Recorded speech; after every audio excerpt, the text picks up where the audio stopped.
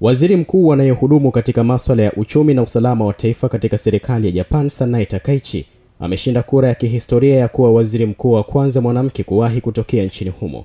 Kiongozi huyo wa chama cha Liberal Democratic Party LDP mwenye umri wa miaka 64 ameshinda katika uchaguzi huo uliofanyika mapema leo Oktoba 21, 2025, ikiwa ni jaribio lake la tatu la kuwa waziri mkuu. Upigaji kura ulioanza katika bunge la juu la Japani ambalo lina viti 248 na linachukuliwa kuwa bunge lenye nguvu kuliko bunge la chini. Takaichi alitakiwa kupata kura 124 ili kupata ushindi, jambo ambalo limefanikiwa. Hata hivyo, chama chake cha LDP kimekuwa na mawaziri wakuu 4 katika miaka 5 kutokana na kila anayekuwa madarakani kushindwa kushughulikia kikamilifu changamoto zilizokabili chama hicho. Baada ya kuchaguliwa, Takaichi anatazamwa na wengi kuona kwamba ni namna gani atakabiliana na changamoto zinazojumuisha uchumi duni nchini humo, kukabiliana na uhusiano mbaya dhidi ya Marekani na mataifa mengine, lakini pia kuunganisha chama tawala ambacho kimetikiswa na kashfa na migogoro ya ndani.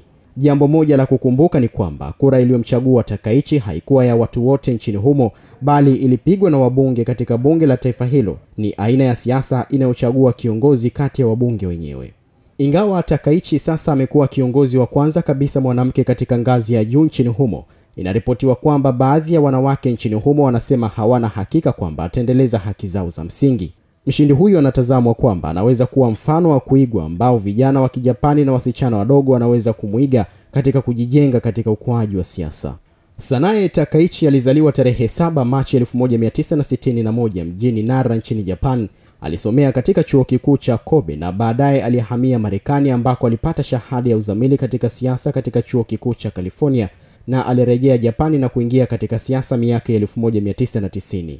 Aliingia rasmi katika siasa mwaka 1993 na kwa mara ya kwanza alichaguliwa kuwa mbunge wa bunge la Japani linalofahamika kama Diet kupitia jimbo la Nara. Akiwa mwanachama wa chama cha Liberal Democratic Party LDP, amewahi kushika nyadhifa mbalimbali za juu katika serikali ya taifa la Japan.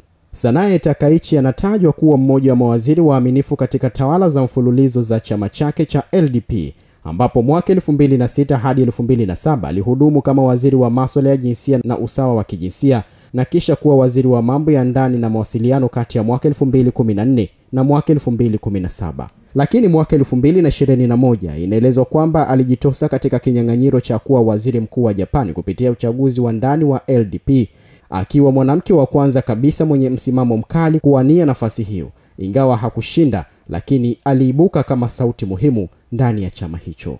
Jambo linalosubiriwa na wengi nchini humo na duniani kote ni kuona kwamba kiongozi huyo wa kwanza mwanamke kama ataweza kukabiliana na changamoto ambazo ziliwashinda watangulizi wake, akiwemo Shigeru Shiba.